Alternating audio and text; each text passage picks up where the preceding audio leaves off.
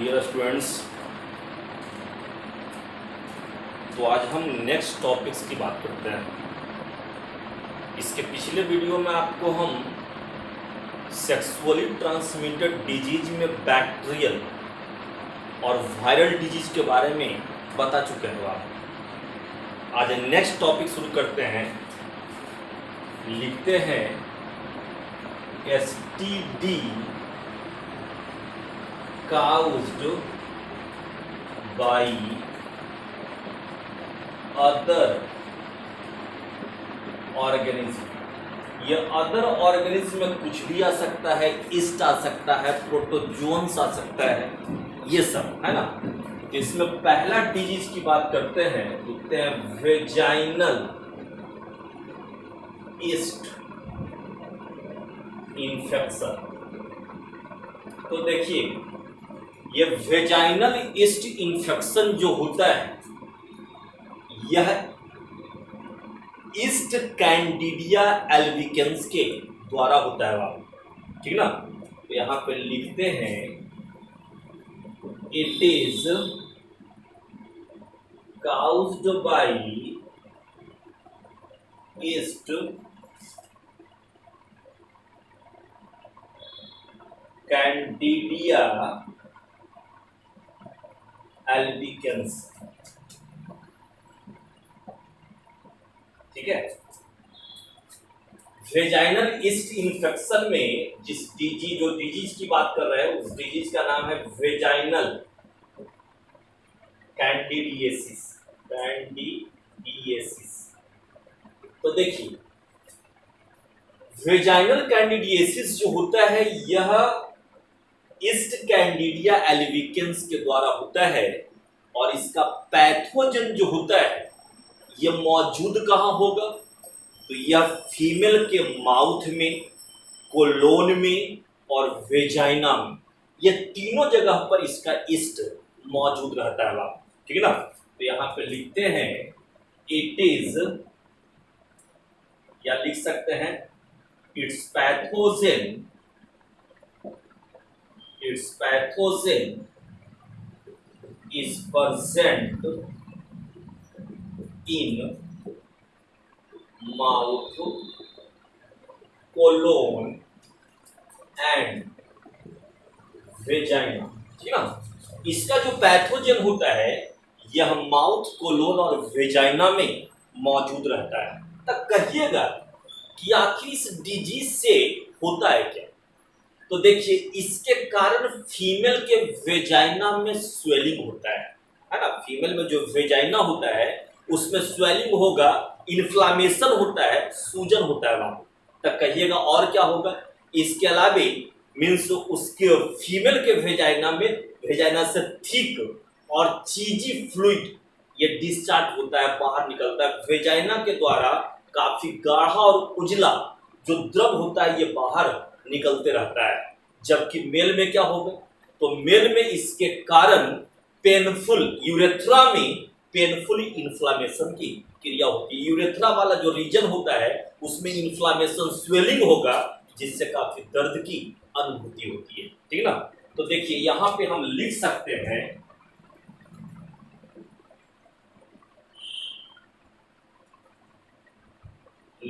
हैं बाबू, vaginal inflammation. इसके अलावा और क्या होगा? Thick and cheesy fluid discharge from vagina, है ना। मतलब वेजाइना से थिक और चीजी फ्लूइड जो होता है, ये बाहर निकलता है। इसके अलावा मेल में क्या होगा, है ना। तो मेल की यूरेथ्रा में पेनफुल इन्फ्लामेशन होता है। लिख सकते हैं painful inflammation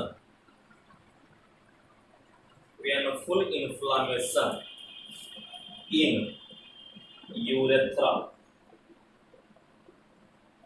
painful inflammation in urethra of male, male के यूरेथ्रा में पेनफुल इन्फ्लामेशन होगा, तब कहिएगा इसका ट्रीटमेंट क्या है, इसके लिए हम लोग करते हैं क्या, ठीक ना। तो इसके ट्रीटमेंट के लिए, इसके उपचार के लिए कुछ एंटीबायोटिक्स है ना।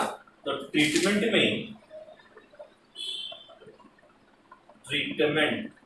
इसके उपचार में क्या करेंगे, तो लिखते हैं सम एंटीबायोटिक्स लाइक, क्या क्या होगा, तो nystatin, clotrimazole,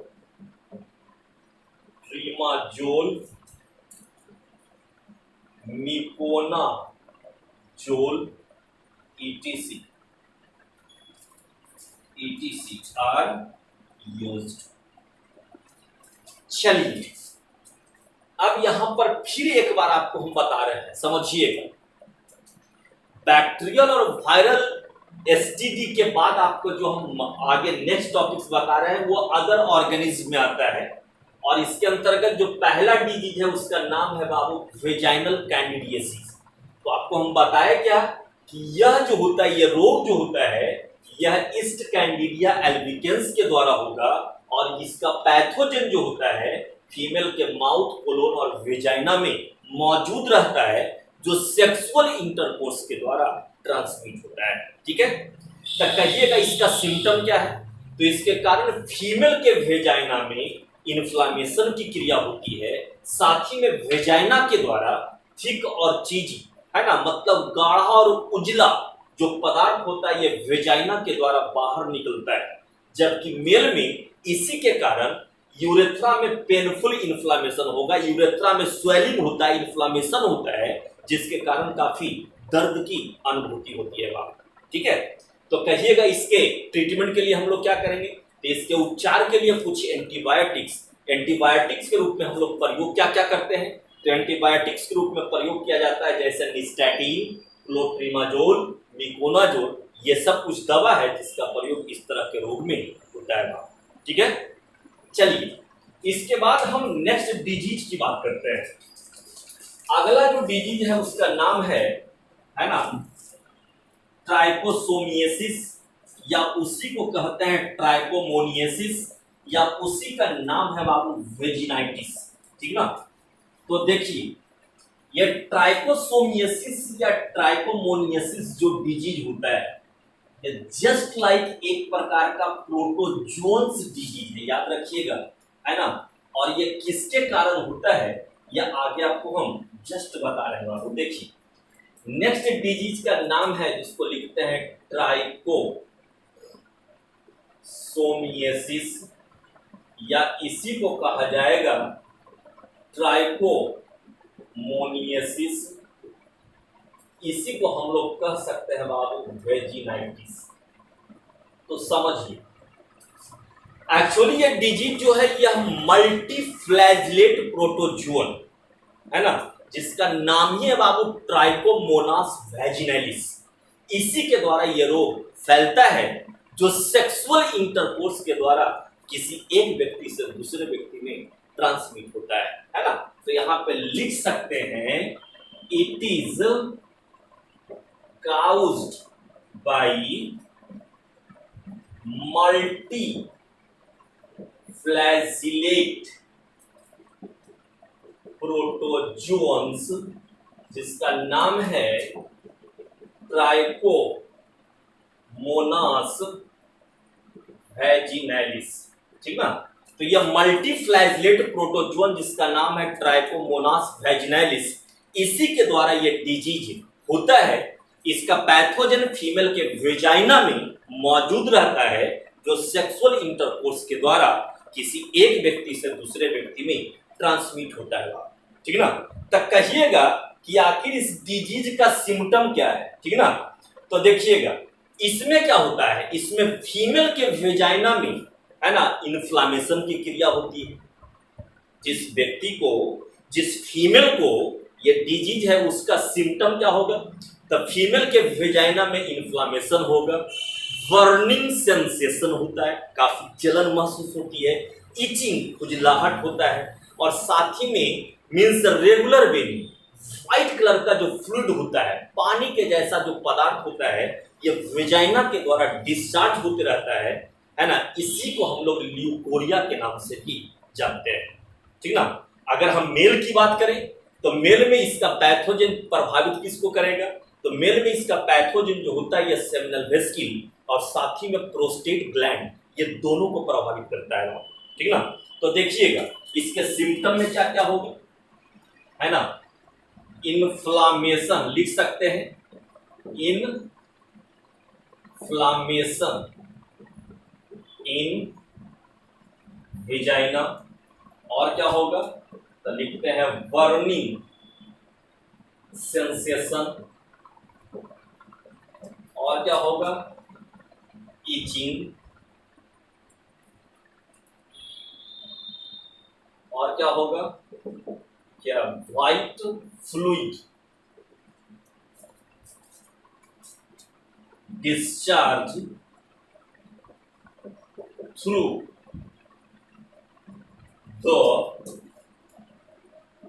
vaginal orifice, condition is called, इसी कंडीशन को हम लोग किस नाम से, तो इसको ल्यूकोरिया के नाम से जाना जाता है, ठीक ना।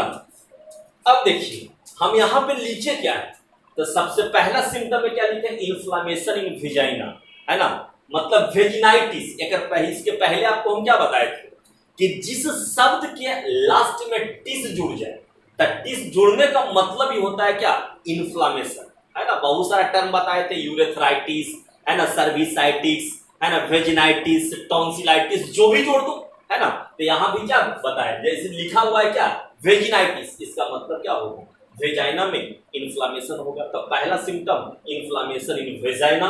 दूसरा क्या होगा, बर्निंग सेंसेशन, मतलब जलन महसूस होना, इचिंग, खुजलाहट होना, और साथ ही में क्या, white fluid discharge through the vaginal orifice, condition is called leucorrhoea, है ना। मतलब वेजाइनल ऑरिफिस से उजला रंग का जो पदार्थ होता है ये बाहर निकलता है, इस कंडीशन को हम लोग ल्यूकोरिया के नाम से भी जानते हैं, ठीक है। अब हम बात करते हैं, अगर कहेंगे, अगर मेल की बात करते हैं तो मेल में क्या करेगा, है ना, तो यहां लिख सकते हैं in male it affected to the seminal vesicule and prostate gland, ठीक है। तो मेल में यह सेमिनल वेस्किल और प्रोस्टेट ग्लैंड को प्रभावित करता है। अब देखिए, कहिएगा इसके ट्रीटमेंट के लिए हम लोग करेंगे क्या, तो इसके ट्रीटमेंट के लिए खासकर वैसे ड्रग का इस्तेमाल किया जाता है ना, जिसमें आर्सेनिक या आयोडीन मौजूद होता है ना। Means arsenic and iodinic drug are used for the treatment of this type of disease, ठीक है। इसके अलावा कुछ और भी दवा भी होता है ना।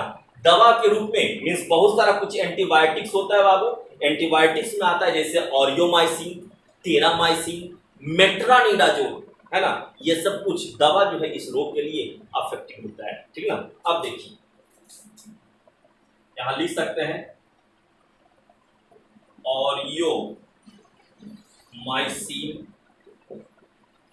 Terramycin, मेट्रानिडाजोल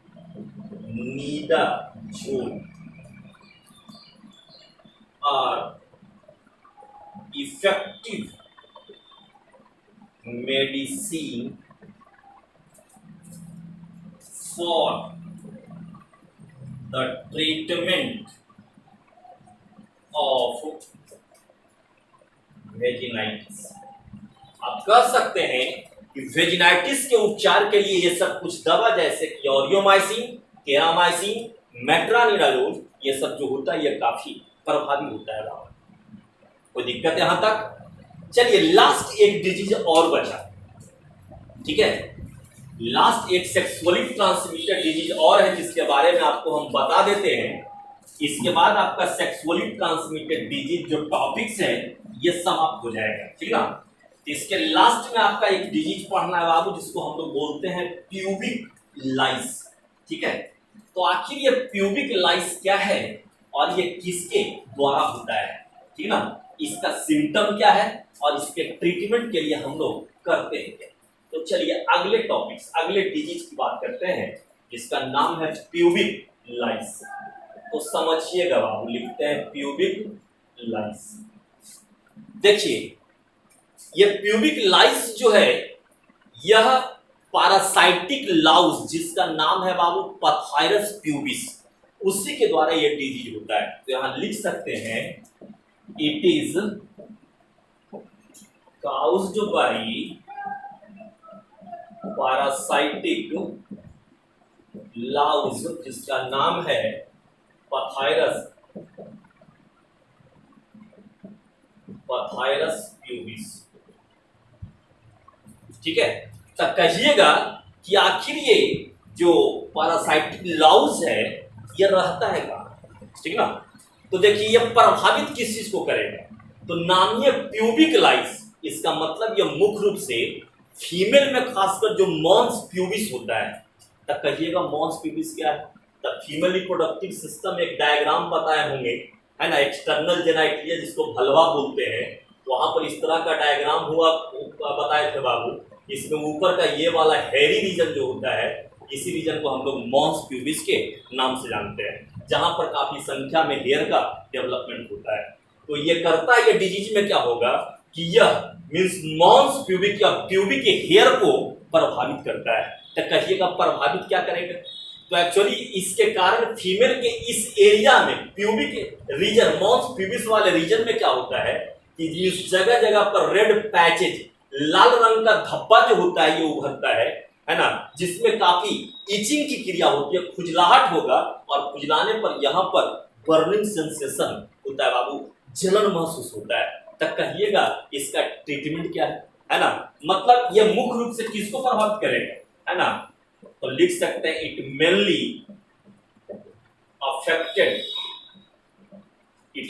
affected to the pubic hair. ठीक है, और क्या होगा, तो लिख सकते हैं रेड पैचेज इचिंग,